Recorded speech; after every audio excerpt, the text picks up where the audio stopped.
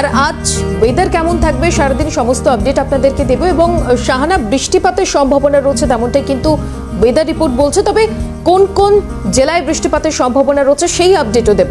তবে ঘূর্ণিঝড় রেমালের পর কিন্তু তাপমাত্রার পরিবর্তন হচ্ছে। আগামীকাল পর্যন্ত বজ্রবিদ্যুৎ সহ বৃষ্টির সম্ভাবনা রয়েছে এবং এখনো পর্যন্ত যে আপডেট পাওয়া যাচ্ছে বৃষ্টি হবে শহর কলকাতাতে এবং অন্যান্য পশ্চিমের জেলাতেও বৃষ্টিপাতের সম্ভাবনা রয়েছে। আরো বিস্তারিত জানবো, হীরক রয়েছে আমাদের প্রতিনিধি সরাসরি।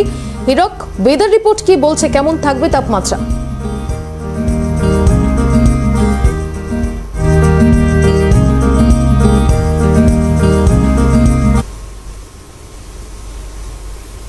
কিন্তু একেবারে গরম কিন্তু মানুষের অনুভূত হচ্ছে এবং সেই গরম কিন্তু যত বেলা বাড়ছে তত কিন্তু তীব্রতা পাচ্ছে। তার মূলত কারণ হচ্ছে আর্দ্রতা। ঠিক সেরকমই আজকেও কিন্তু 86% রয়েছে এবং যেটা কিন্তু মানুষের অস্বস্তির কারণ হয়ে দাঁড়িয়েছে।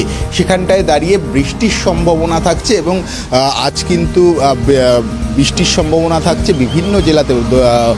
যেরকম উত্তরবঙ্গে তো একেবারে দার্জিলিং, কালিম্পং, জলপাইগুড়ি সহ বিভিন্ন জেলাতে ভারী থেকে অতি ভারী বৃষ্টির সম্ভাবনা রয়েছে। এর পাশাপাশি দক্ষিণবঙ্গের ক্ষেত্রে কিন্তু একাধিক জেলাতে কিন্তু বৃষ্টির সম্ভাবনা রয়েছে। কোথাও হালকা বৃষ্টি, কোথাও মাঝারি, কোথাও আবার বজ্রবিদ্যুৎ সহ বৃষ্টির সম্ভাবনা রয়েছে। বিশেষ করে পশ্চিমের জেলাগুলিতে কিন্তু যেরকম ঝড় বৃষ্টির সম্ভাবনা রয়েছে সেরকম 40 থেকে 50 কিলোমিটার বেগে বিকেলের পর থেকে হাওয়া হওয়ারও সম্ভাবনা রয়েছে।